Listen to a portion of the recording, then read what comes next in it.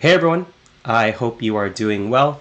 Just wanted to showcase to you guys a very powerful Ultra League team featured by a fellow content creator whose name is PogoGrind. And if you guys want to support his channel, feel free to give his videos a like and thumbs up. It would really help him out as well. And this team that he suggested out of his top 5 Open Ultra League teams for this season consists of a Walrein in the lead, Cobalion in the safe swap, and Giratina altered in the back. There are a couple things here that I want to point out. Walrein did get buffed again during the season, as you guys might know. The Icicle Spear got a slight power bump, so now it is 65 power instead of 60 as it was before. And Walrein is still very strong, can definitely handle a lot of the meta very well. Of course, you do want to keep it away from the fighters and the rock types and electric types and whatnot. And then we also have Cobalion here on the safe swap. Cobalion does pretty well against some of the normal types and some of the rock types that you will see fairly often, and also has pretty good neutral matchup for a majority of the meta here. It'll really only struggle against something like a Giratina or whatnot, but that is on the safe swap. And of course, Giratina altered, we all know very well by now. Very bulky, can tank a lot of hits, has quite a few good resistances, and also doesn't really want to see any ice types or any other ghost and dark types as well. Now, just a quick note here that I am running Ancient Power instead of the actual recommended move set of Shadow Sneak here. This is because I forgot to TM away the move, but I also felt that Ancient Power could still have some very nice coverage that you normally wouldn't be able to get if you were to run the standard moveset of Dragon Claw and Shadow Sneak. So that is why I'm specifically running Ancient Power here. But nonetheless, that is a team, so I'm going to go ahead and continue here with the commentary. I am going up against another Giratina, and I actually do swap into my own Giratina here. And the opponent did have an Empoleon in the lead, which wasn't the best lead for my Walrein, so I decided to swap into Cobalion here to draw out a Togekiss. And here it is once again coming in against the Giratina. So this is why I'm running Ancient Power here. This is going to almost KO the Togekiss. And at this point, all that's left is their own Giratina. And I also do have a Icicle Spear banked for the Giratina just in case my Giratina happens to go down. But this Dragon Claw is going to get the Giratina into the red, and the opponent does decide to stop attacking because they realize that the game is over. So great game, well played to my opponent there. This is a very strong team, as I mentioned before. I was able to get a 4-1 in this specific set. And here we are. This is an example of one of the tougher leads you will see, this being Virizion.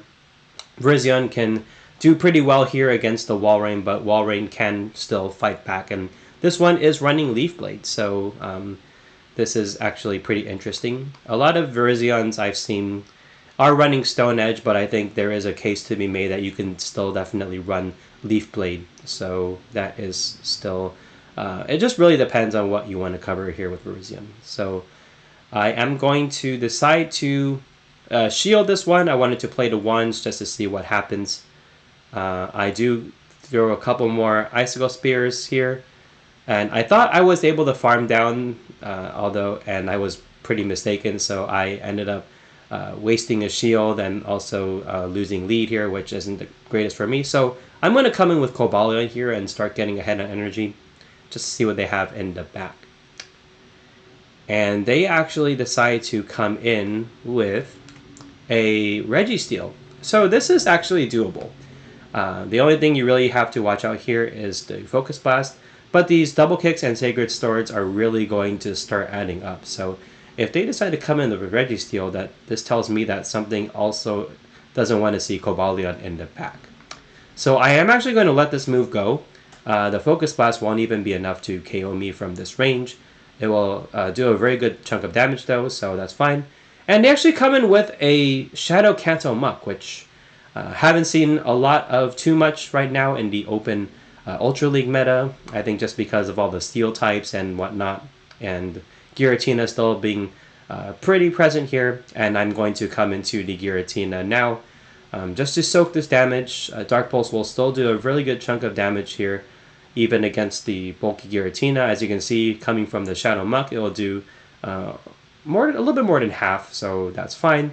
Gonna go ahead and start firing off some Dragon Claws here, chipping the Muck, and this will start to get the Muck into the yellow, so I'm going to fire yet another Dragon Claw over here against the Muck, and the Muck, I believe, does decide to shield this one. So they do commit the shield, and I do see that this could only be a Thunder Punch, so I do decide to let this go, and that's fine. They do come back in with a Registeel, but this is where not having Shadow Sneak will really hurt me, because I can only do resisted damage here against this Registeel, so it still isn't that great regardless. But I think what I should have done here was anticipate the swap and switch into Cobalion a little bit sooner.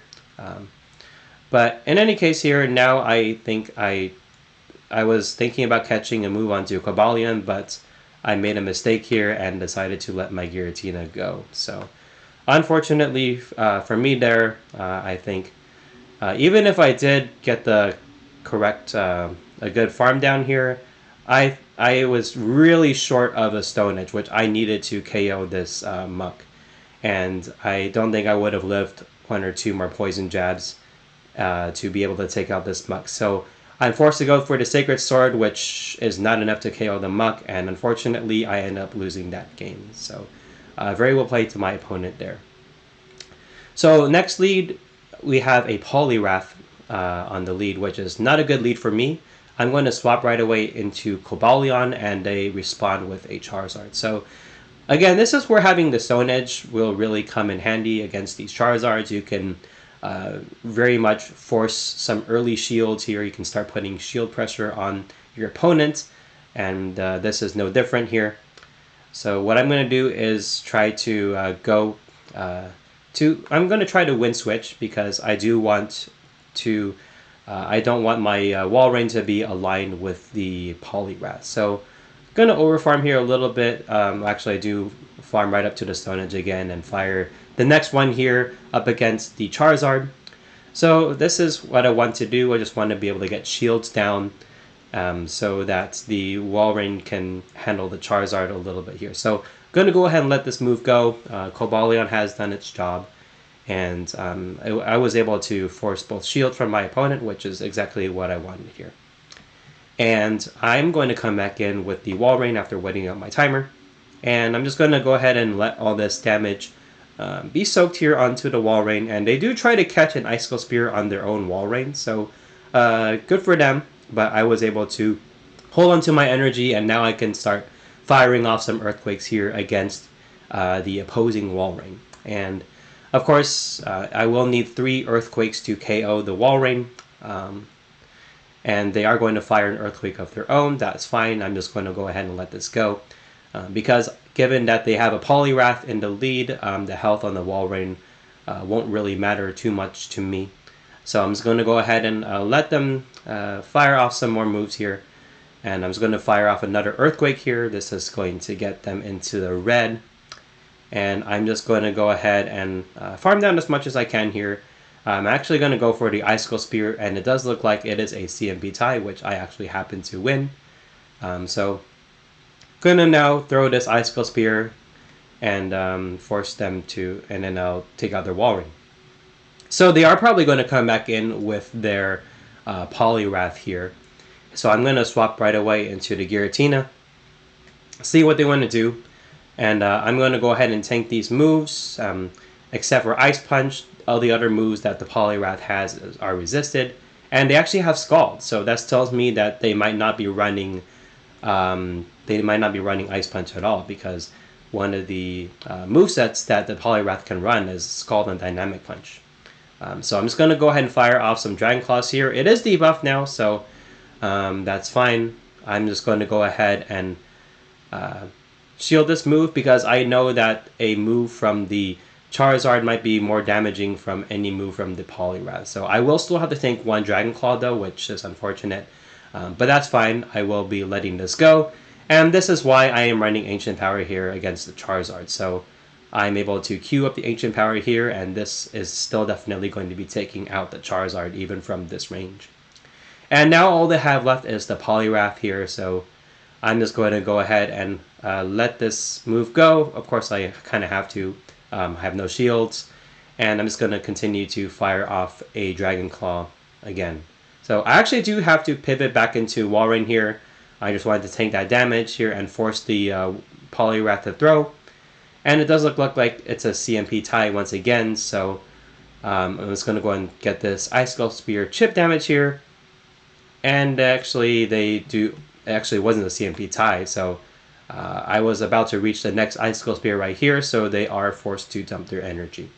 And this is going to be the Dynamic Punch, which I expected, and that will take out the Walrein. So I do have a move here against their Poliwrath, and looks like it might have been a CMP tie here for this move as well. So this Dragon Claws went through, and it is a CMP tie. But luckily, I can still live the Scald. It's just going to be very, very close, as you can see here. So the Scald gets me very deep into the red, and of course there's no debuff, which is great. And I just needed another couple moves to be able to reach this Dragon Claw here on like 1 HP, and the timer went down to 0. So luckily, I was able to win that game with like 1 HP in the dream. Very well played to my opponent there. On the next one, we have Walrein into a Buzzwole. So this is also another very, very bad lead that I faced. So I have to stay in this lead because I am also ABA weak to Buzzwole. So I am going to have to let this move go. If it's superpower, so be it. If it was a superpower, or if it was lunge, even so be it as well.